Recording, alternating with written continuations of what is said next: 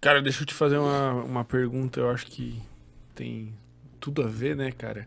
É, antes da gente de tu me responder qual o sentido da vida, eu quero que tu me responda por que que a vida precisa ter um sentido. Nem chegamos nisso ainda, né? Numa das essências da logoterapia. Por que a vida precisa ter um sentido?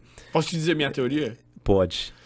Eu acho que o ser humano biologicamente não precisa de um sentido, mas a gente se desenvolveu tanto e conseguiu modificar tanto o nosso comportamento e o nosso ambiente, e a nossa complexidade de raciocínio e etc e tal, que a gente acabou facilitando a simples sobrevivência. Então a gente não precisa gastar a maior parte do nosso tempo, energia e recursos para sobreviver. A gente não precisa caçar, a gente não precisa buscar abrigo, porque a gente já meio que tem isso. E a partir desse momento em que a gente tem essas coisas sem precisar fazer nada, a gente precisa buscar outras coisas e a gente começou a filosofar e buscar sentido da vida. O que você está falando encontra até um paralelo assim no pensamento do Viktor Frankl. E o que você está falando, quando a gente vai estudar a psicologia da religião, a gente vai ver ali que a explicação do porquê as religiões surgiram, ela de certa forma é muito parecida com isso, né? A noção de que as religiões vão surgir entre os povos primitivos como uma forma de tentar colocar o mundo dentro de uma narrativa coerente, na medida em que mas aí não só quando as necessidades primordiais foram superadas, mas enquanto elas precisavam ser superadas, essas narrativas foram dando uma cola ali. Tipo, mapeando o mundo. Tipo, mapeando um cara no meio o mundo, do mato porque vê um raio. Exatamente. O cara fala, um deus. Ou alguém morreu. E por Vai aí pra vai, onde? exatamente. E as religiões vão surgindo assim, nas religiões, eu estava dizendo, né? As religiões é a mesma coisa, elas estão se degladiando, mas você vai olhar ali na essência, elas falam as mesmas coisas. Né? Sobre o amor ao Muda pouca próximo, coisa, sobre... sim. Tem, né? Lógico, não vamos ser levianos aqui, dizer que é tudo igual, não é. Mas a essência, elas trazem uma mensagem muito parecida.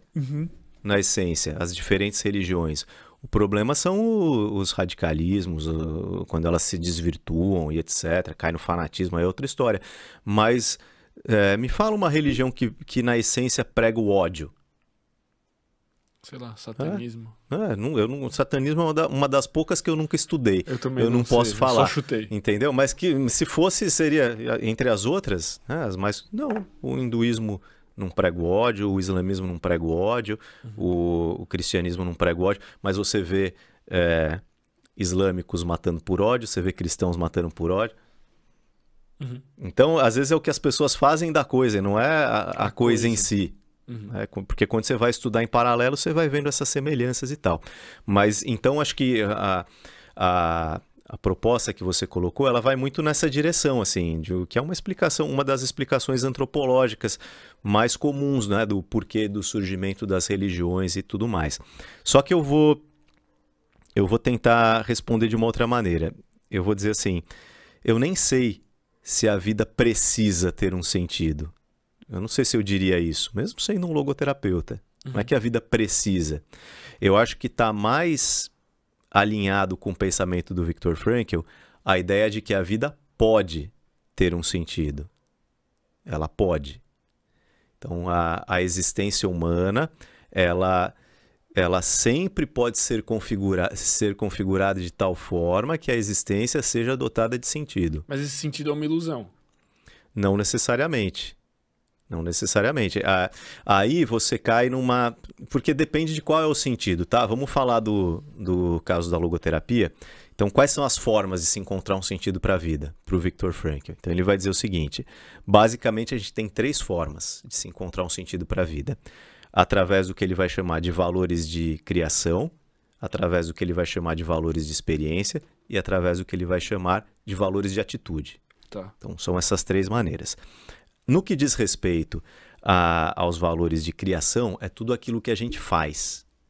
Como ele vai dizer aqui, o homem entrega ao mundo na forma das suas ações. Através do que a gente faz concretamente, a gente pode configurar a nossa vida de tal maneira que a gente encontre um sentido nela. Tá. No que ele chama de valores de experiência, estão as relações humanas. Então, é o ser humano em contato com outro ser humano, nas relações de amor, nas relações de serviço pelo outro, nas relações do ser humano com a natureza, com os animais, com a arte, nas experiências de uma maneira mais ampla.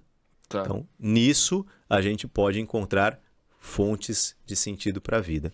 E, em última instância, e aí, ao meu ver, esse talvez seja um dos pontos mais fortes da logoterapia, nos valores de atitude. Por quê? Para que eu vivencie os valores de experiência, os valores de criação, de maneira geral, a gente está falando de uma necessidade mínima que o ser humano tem de ter uma vida minimamente funcional. Tá. Para eu trabalhar, para eu fazer as coisas, para eu amar, para eu poder escutar uma música e gostar, para eu dar um mergulho no mar, para eu dar um passeio. A gente está falando de alguém que está minimamente funcional. Mas e quando a gente não está? Quando alguém está preso num campo de concentração? Quando alguém está doente? Quando alguém teve uma perda muito grande? Ou seja, quando a pessoa está em meio ao sofrimento. Ainda assim, a vida pode ter um sentido? Ou quando a pessoa tem tudo também. Não sei se é a mesma coisa. Também, sim. Tipo, a pessoa que tem dinheiro infinito, talvez ela pode se encontre nesse nível.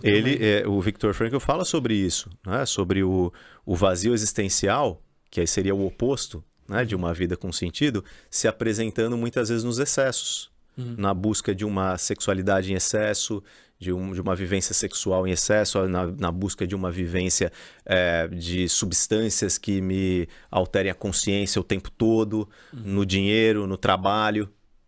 Também pode acontecer. E a pessoa vai nesses excessos, ou seja, na hiperatividade de todas essas coisas, tentando mascarar um vazio interior. Também pode acontecer.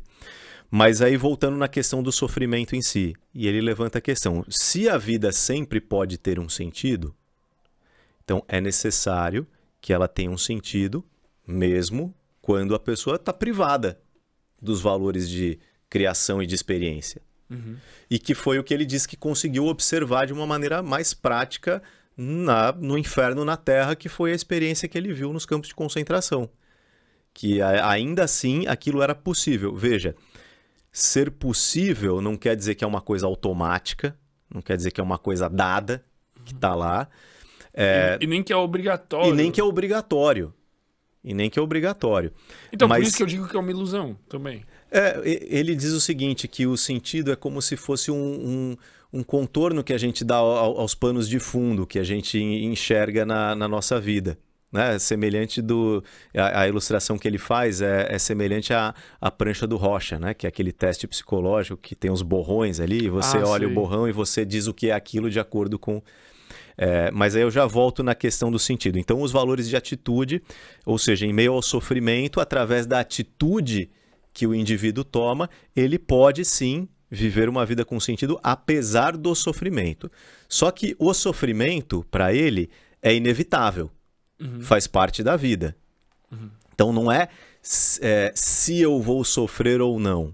Você vai. É quando eu vou sofrer ou não, em qual intensidade eu vou sofrer ou não, por quanto tempo eu vou sofrer ou não. Porque o sofrimento faz parte da vida naquilo que ele vai chamar de tríade trágica da existência humana. O que é a tríade trágica da existência? Ela é composta de dor, culpa e morte, de uma maneira mais sintetizada. Ninguém pode evitar a dor, seja ela física ou emocional, sofrimento de uma maneira mais ampla. Não há ninguém que nunca erre e que possa dizer que também não sente culpa de nada, que nunca se arrependa, que nunca fala, puxa, pisei na bola, devia ter feito diferente, em diferentes aspectos da vida. E não há ninguém que possa dizer que não vai morrer, e mesmo que houvesse um ser imortal, ele ia ter que se deparar com a morte dos outros. Então, dor, culpa e morte são condições dadas. Mas apesar delas, o sentido é possível, segundo Viktor Frankl. Um erro que muitas pessoas cometem estudando a logoterapia. Então elas começam a ler essas coisas e falam, então quer dizer que é o sofrimento que dá um sentido para a vida. Não, de forma alguma. Ele só acontece Ele acontece, vai acontecer. Mas não é que eu tenho que buscá-lo. Pelo contrário, ele vai dizer, sempre que eu puder evitá-lo, eu devo procurar evitá-lo. Porque senão, ele diz, eu não seria uma coisa heróica seria uma coisa masoquista. Não existe heroísmo em buscar o sofrimento para, eu quero... Não, ele não adota esse ponto de vista. Mas ele diz que apesar do sofrimento, o sentido é possível. Tá? Então veja, e essas são as 3 formas. Só que o sentido da vida para ele, primeiro, não é que é uma coisa assim única e que vai acontecer uma vez e olha, tá aqui, esse é o sentido da sua vida. São vários sentidos. É uma coisa dinâmica. Então, eventualmente, vamos pensar assim, muito pelo que eu estou entendendo aqui, esse trabalho que você tem, esse podcast, trazer isso para as pessoas, é uma das coisas que provê sentido para a sua vida. Totalmente. Você se move em função disso, você age em função disso, você põe sua energia. É uma das fontes de sentido. Mas pode ser que daqui a um tempo você fale assim, não, olha, o negócio é o seguinte, eu resolvi que eu vou vender groselha. Eu criei uma fábrica. Né? Porque eu usei esse nome, eu criei um produto e, putz, nem consigo mais fazer o podcast. Deixou de ser. Agora você tem uma outra coisa, uma fábrica de groselha lá que você se dedica a ela. E assim vai, você percebe? E em um dado momento, uma coisa que ajuda muito a entender isso são as mudanças que a pessoa tem na vida. Às vezes a pessoa é muito religiosa numa fase da vida dela. E de repente ela perde aquela convicção. Isso significa que ela perdeu o sentido da vida dela? Não. Sentido é a mesma coisa que propósito? Não, não necessariamente. Isso assim, o Frankl não fala em propósito. A noção de propósito é uma coisa mais atual, mas quando a gente tenta fazer um diálogo entre as duas coisas, o que acho que ajuda a gente a entender? O propósito, normalmente ele tem a ver com algo que eu estou buscando. É algo uma meta que eu coloco à frente, e o sentido não tem necessariamente a ver com isso. O sentido é para onde tu tá indo, é isso que quer dizer. E às dizer, vezes o sentido da minha vida pode estar conectado até coisas que estão no passado. Eu já passei por elas e elas ficaram, permaneceram. Então não é necessariamente um propósito. Mas normalmente o meu propósito de vida é uma fonte de sentido. Embora nem toda fonte de sentido esteja necessariamente conectada com o meu propósito de vida. E eu ainda acho que os dois são uma ilusão, mas é uma ilusão gostosa de viver. Pode ser. Porque, né? Aí eu já vou chegar nessa parte. Do ponto de vista biológico, sempre vai ser, tipo, cara, o nosso propósito é reproduzir, e deu. Biologicamente. Se a gente for olhar por esse aspecto reducionista, como o Frankl vai dizer, sim. Mas aí é aquela grande discussão, mas o ser humano é só isso? O ser humano é só bios? Será? O ser humano é só cérebro e corpo?